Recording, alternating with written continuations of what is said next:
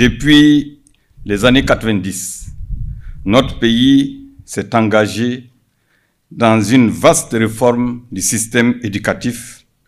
afin de garantir à tous les Burkinabés, sans distinction de sexe et de rang social,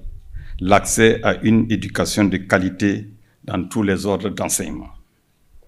En effet, l'éducation est un droit fondamental,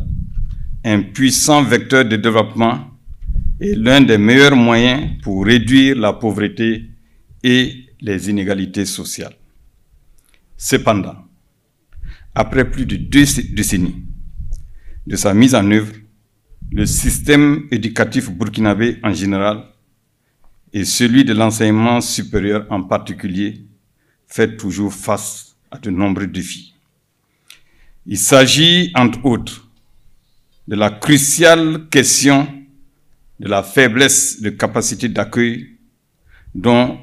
l'une des conséquences notables reste évidemment la question des retards des années académiques. Concernant justement ces retards, des efforts ont été consentis au cours de l'année académique 2023-2024, ce qui a permis de redonner un espoir à une possible normalisation complète du calendrier académique à court terme. Toutefois, la solution définitive au retard ne saurait se trouver en dehors de la résolution substantielle de la question d'infrastructure pédagogique. Du reste, la question de ces infrastructures est un problème récurrent, je dirais, et légitime, que soulèvent tous les ans les étudiants ainsi que le personnel enseignant depuis plus de 2 décennies. En outre, l'insuffisance des infrastructures impacte également la qualité de la formation ainsi que les conditions de travail des enseignants, du personnel ATOS et bien sûr des étudiants. À travers cette cérémonie du jour, qui consacre le lancement officiel des travaux de construction d'amphithéâtres dans les universités et centres universitaires du Burkina Faso, Son Excellence le capitaine Ibrahim Traoré, président du Faso, chef de l'État, vient encore une fois de plus, si besoin en est, de démontrer aux yeux de l'opinion nationale et internationale que la jeunesse et l'éducation occupent une place de choix dans ses priorités. L'ambitieux programme portant sur l'initiative présidentielle pour une éducation de qualité pour tous, IPEC, est une véritable réponse structurelle qui consacre dans sa mise en œuvre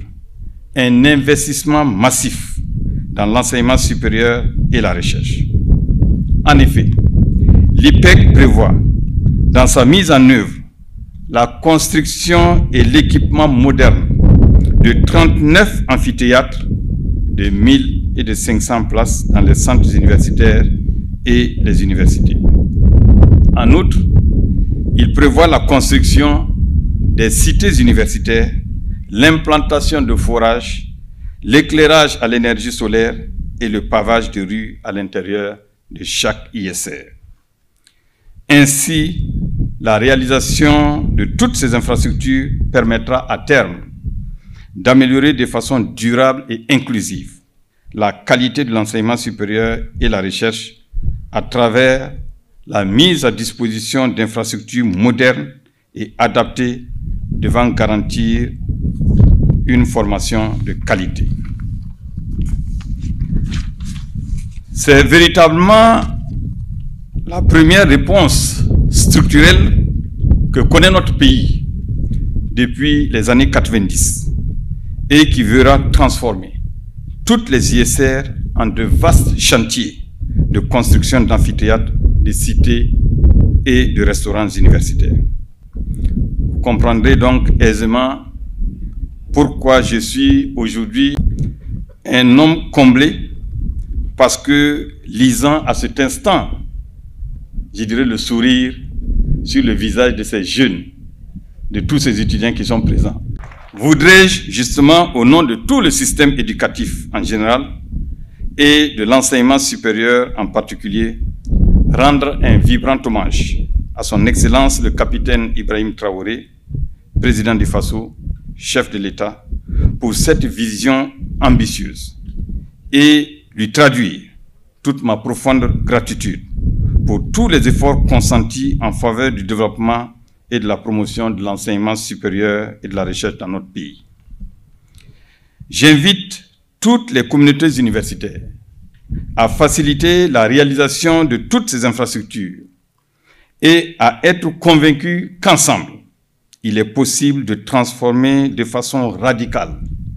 l'image de nos universités et centres de recherche.